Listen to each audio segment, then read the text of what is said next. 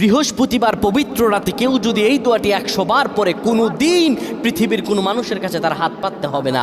পৃথিবীর সব কিছু তার পায়ের নিচে আল্লাহ হাজির করে দিবেন। দারিদ্রতা থেকে মুক্তি দান করবেন, বিপদ আপদ থেকে মুক্তি দান করবেন, তার সম্মানকে সুউচ্চতা দান করবেন, অসুস্থতা থেকে দূরে রাখবেন।